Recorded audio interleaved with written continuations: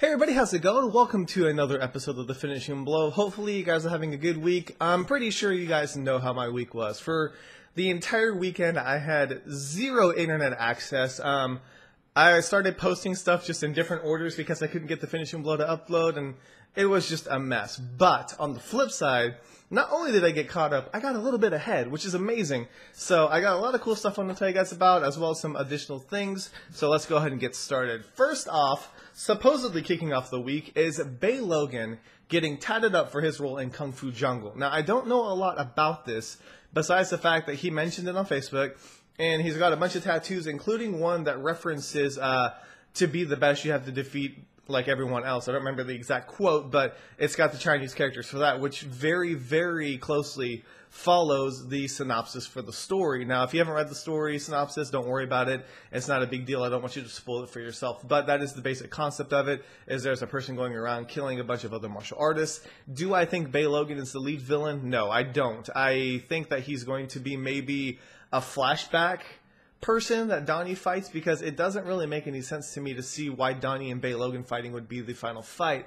It would be some kind of fan service, I guess, in one way or another, but I feel like it could be used in a bunch of different ways, and I'm hoping that it is a one and done fight. I would love to see Bay fight Donnie, and maybe I'm wrong. Maybe he's completely trained up and he's a fantastic fighter, and I'm completely just not aware of it. But the thing is, obviously both of these guys are older. I don't know how it would work, but I'm still excited for it. Logan obviously had a huge impact on the martial arts community, knows a lot of stuff, knows a lot of people, and so it's really cool to see him in front of the screen as opposed to, in an audio commentary for a movie that you've purchased recently. I'm sure he's been in so many commentaries. But anyways, Logan is a man who knows a ton of facts about movies. If you ever want to be the know-it-all guy, watch one of his commentaries or listen to one of his commentaries, and you'll know cool facts that nobody else will know. But at the same time, you'll only know what Bay knows. So be sure to check it out. But Kung Fu Jungle, I think, is going to be a really cool movie.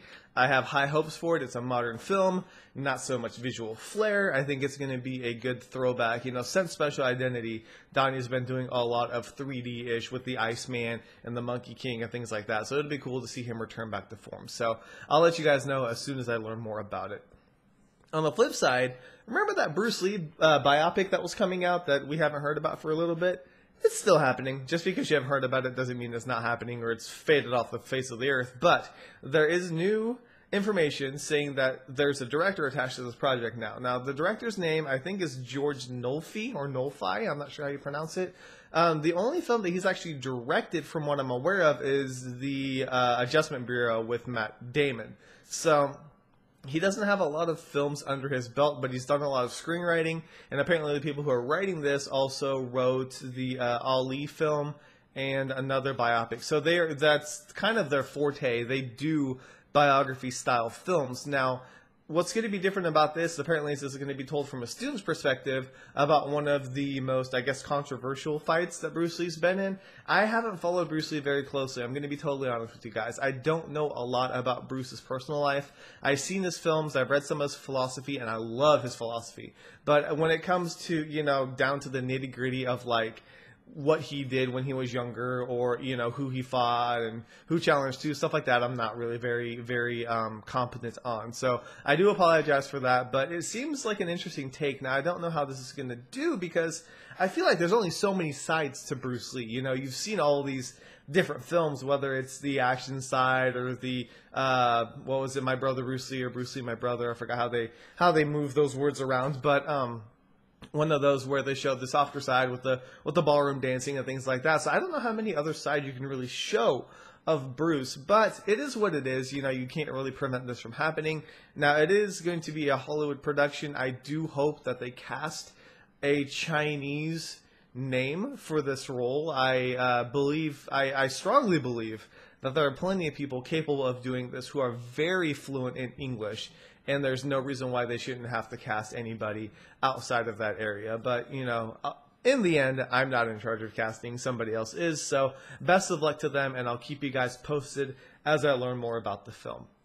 Now, moving forward, there was some more information about Jackie Chan's Dragon Blade.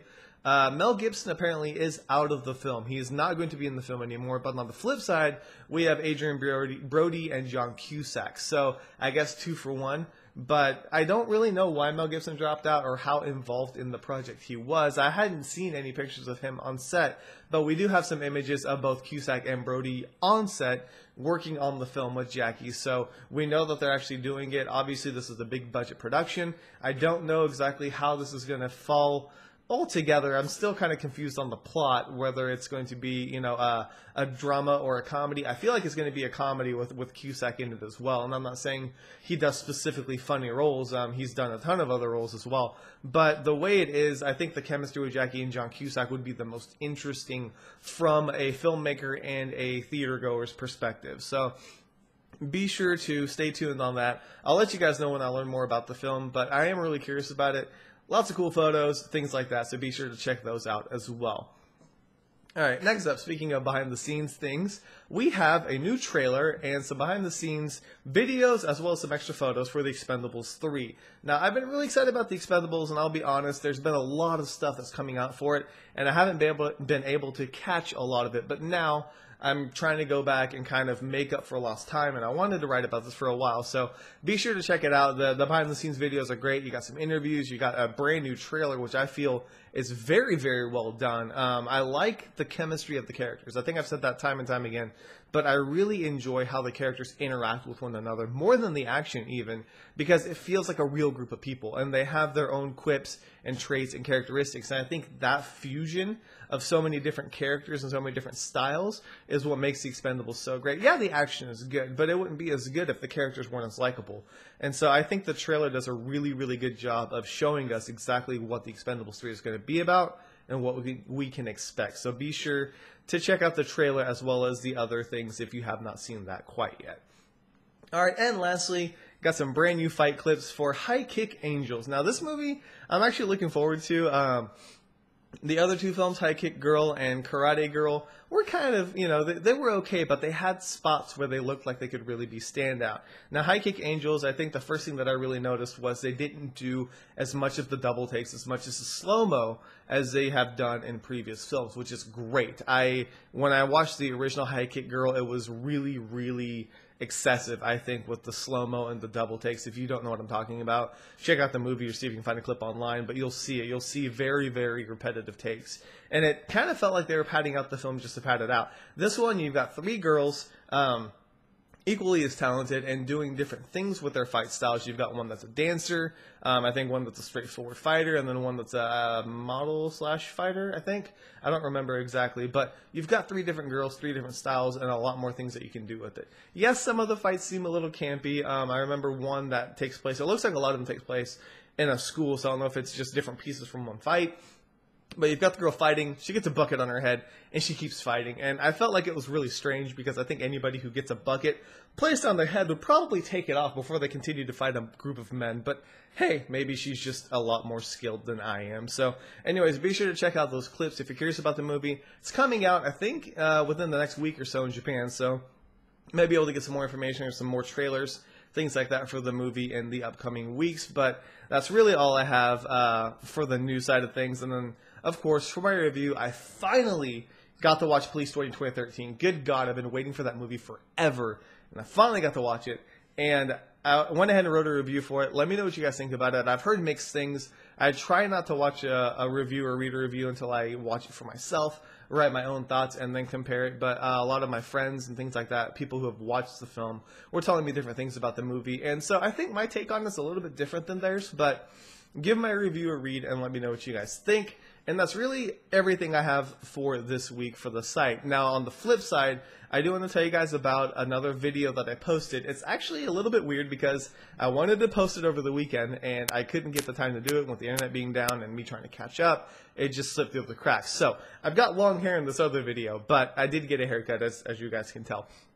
But, yeah, it's a kind of just off-the-cuff random rant video, not rant, vlog video I should call it, but just me talking about the rating system of PG-13 and R-rated movies, whether The Expendables 3 should be rated R or whether it should be rated PG-13. So if you guys have not checked that out, please give it a look. It's going to be something I'm going to be trying to do in the next in the future, I don't want to give it a consistent schedule, not like the fight of the week or not like the finishing blow, but I want to do it just kind of whenever I come across a topic, and that will give you guys something else to watch, something else to bounce ideas off of, and I think it would be a great platform for some of the community members to voice their opinions on things like that. So I'm really excited for it. I'm going to try and do it whenever I come across different topics. It's not going to be like the No Holds Barred where I just kind of rant about something with spoilers. It's just going to be more news-based things that are happening in the world today. So be sure to stay tuned for that. But that's really all I have. I know this video is getting a little bit long, but I do appreciate your guys' patience. Thank you guys so much for subscribing and just sharing these videos and sharing my website. Anything that you guys do, I truly, truly appreciate. You guys are really the best, and I'm so happy for the community that we've built. I think my Facebook page hit 600 likes, and that to me is insane. Like, I never thought that there would be 600 people that would actually, you know, even think about visiting or liking my page. It's insane, and I know that there's a lot of people that like this genre, and it's very niche, but I never let that stop me, and I'm going to keep pushing forward and keep giving you guys content for whether it's 100 people, 600 people, whatever it is. I want to give you guys the best that I can, the best of my ability at least, and so you guys always have something to do, and you guys are always in the know, and we'll have something where we can actually connect and communicate with one another. So thank you guys so much for that. You guys are truly, truly awesome. But that's really all I have this week. I know I'm ranting. Internet's fixed, so I'm going to keep on going, and hopefully I'll see you guys next week. So thank you guys so much for watching. This is K Miller, and this week has been finished.